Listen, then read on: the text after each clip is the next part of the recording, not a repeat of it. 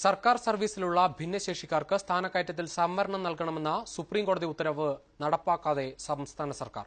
ഉത്തരവ് വന്ന് 4 വർഷമായിട്ടും സാമൂഹ്യനീതി വകുപ്പ് ഇക്കാര്യത്തിൽ തീരുമാനമെടുത്തിട്ടില്ല. സർവീസ് സംഘടനകളിൽ നിന്നുള്ള എതിർപ്പാണ് ഉത്തരവ് നടപ്പാക്കുന്നതിനുള്ള പ്രധാന തടസ്സം. ഭിന്നശേഷിക്കാർക്ക് സർക്കാർ സർവീസിലെ എല്ലാ കാറ്റഗറിയിലും സ്ഥാനക്കയറ്റത്തിന് 4% സംവരണം അനുവദിക്കണമെന്നാണ് 2016 സുപ്രീംകോടതി വിധി. കാഴ്ചയില്ലാത്തവർ, കേൾവിശക്തിയില്ലാത്തവർ, അസ്ഥിവൈകല്യം സംഭവിച്ചവർ എന്നിവർക്ക് 1:1:1 എന്ന അനുപാതത്തിൽ സംവരണം നൽകണമെന്നും ഉത്തരവ് നിർദ്ദേശിക്കുന്നു. മറ്റ് സംസ്ഥാനങ്ങളിൽ നടപ്പാക്കിയ വിധി കേരളത്തിൽ നടപ്പാക്കിയില്ലെന്ന് കാണിച്ച് ഭിന്നശേഷിക്കാരുടെ കൂട്ടായ്മ പ്രധാനമന്ത്രിക്കുൾപ്പെടെ പരാതി നൽകുകയും ചെയ്തു. വിധി നടപ്പാക്കണമെന്ന് പ്രധാനമന്ത്രിയുടെ ഓഫീസിൽ നിന്ന് ചീഫ് സെക്രട്ടറിക്ക് നിർദ്ദേശം നൽകിയിട്ടും കാര്യമുണ്ടായില്ലെന്ന് ഭിന്നശേഷിക്കാർ പറയുന്നു.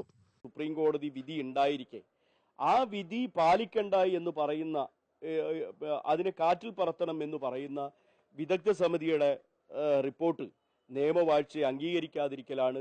ഇത് ശരിക്കും പറഞ്ഞാൽ ഭരണഘടനയുടെ 142 അനുച്ഛേദത്തെ എതിരാണ്. ഇത് ഭരണഘടനാ ലംഘനമാണ്.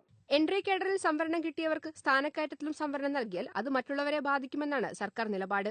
കോടതി ഉത്തരവ് നടപ്പാക്കിയാൽ 2000-ലധികം ആളുകൾക്ക് സ്ഥാനക്കയറ്റം നൽകേണ്ടി വരുമെന്നും ഇത് അധിക സാമ്പത്തിക പ്രയാസമുണ്ടാക്കുമെന്നും സാമൂഹ്യനീതി വകുപ്പ് വിശദീകരിക്കുന്നു. ഏഷ്യാനെറ്റ് ന്യൂസ്, കോഴിക്കോട്.